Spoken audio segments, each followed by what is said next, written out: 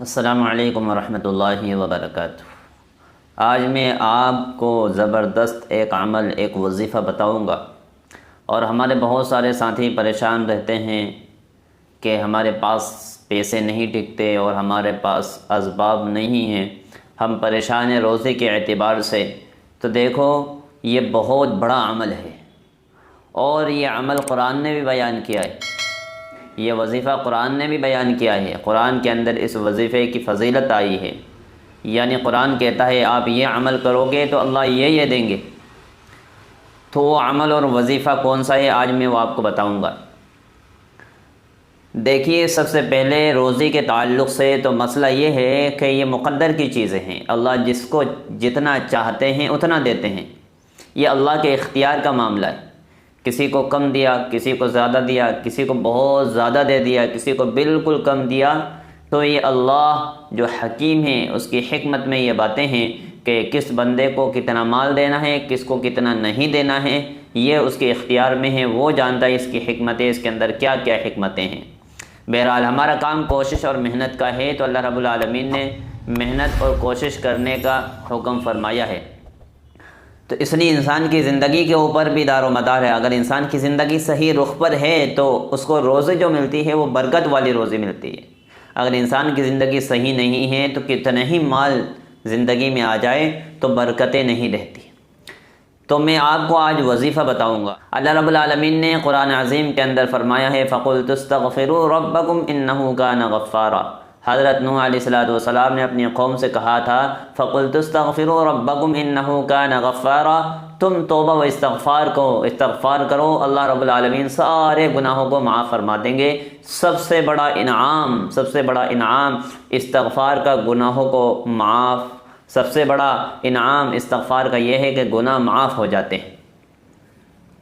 کیا فرمائے فَقُلْتُ اسْتَغْفِرُوا رَبَّكُمْ إِنَّهُ كَانَ غَفَّارًا، اللہ کے سامنے توبہ و استغفار کرو، سارے گناہوں کو اللہ رب العالمین معاف فرما دیں گے، اللہ غفور الرحیم ہے۔ یرسل السماء علیکم مدرارا، کہ آسمان سے بارش بھی برسائیں گے، جو بارش نازل نہیں ہو رہی نا وہ برسائیں گے۔ وَيُمْدِدْكُمْ بِأَمْوَالٍ وَبَنِينَ، مال اور تمہیں اولاد بیٹے دیں گے۔ جنات وَيَجْعَلْ لَكُمْ أَنْهَارًا، تمہیں باغات بھی دیں گے۔ تو یہ وظیفہ ہے۔ وظیفہ کس کا ہے؟ استغفار کا، کہ ہم استغفار کریں گے تو اللہ گناہوں کو بھی معاف کریں گے، آسمان سے بارش بھی برسائیں گے، یعنی رحمت نازل فرمائیں گے، اور مال بھی دیں گے اور بیٹے بھی دیں گے، جو خواہش کرتے ہیں بیٹے کی، بیٹے بھی دیں گے، اولاد بھی دیں گے اور باغات بھی دیں گے۔ یہ میرا وظیفہ نہیں ہے بلکہ یہ قرآن کا وظیفہ ہے۔ قرآن کہہ رہا ہے تم اللہ کے سامنے استغفار کرو گے، اللہ کی طرف آؤ گے، توبہ کرو گے تو اللہ رب العالمین تمہیں سب چیزیں عطا فرمائیں گی۔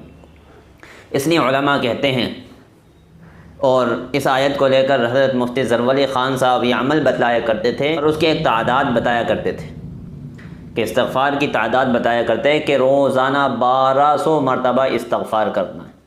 کہتے تھے کہ سب کچھ استغفار میں چھپا ہوا ہے، جیسا کہ یہاں پر اللہ نے حکم فرمایا آسمان سے بارش بھی ہے، مال بھی ہے، بیٹے بھی ہیں، اولاد بھی ہے اور باغات بھی ہے۔ یہ چیزیں اللہ رب العالمین استغفار کی کثرت کی وجہ سے خوب استغفار کریں گے تو یہ چیزیں اللہ رب العالمین ہم کو عطا فرمائیں گے۔ اب استغفار کون سا کرنا ہے ہم کو، یہ آپ کو بتا دیتا ہوں۔ کہتے ہیں اگر تعداد زیادہ ہو، جیسے ہم 1200 مرتبہ پڑھتے ہیں یا 2000 مرتبہ پڑھتے ہیں یا 1000 مرتبہ ہم کو پڑھنا ہوتا ہے، تو اس میں ہم صرف استغفر اللہ اتنا پڑھیں، استغفر اللہ اتنا پڑھیں۔ اگر تعداد کم پڑھتے ہیں تو استغفر اللہ الذی لا الہ الا هو الحی القیوم واتوب الیہ، یہ پڑھنا چاہیے اگر تعداد میں نے بتایا۔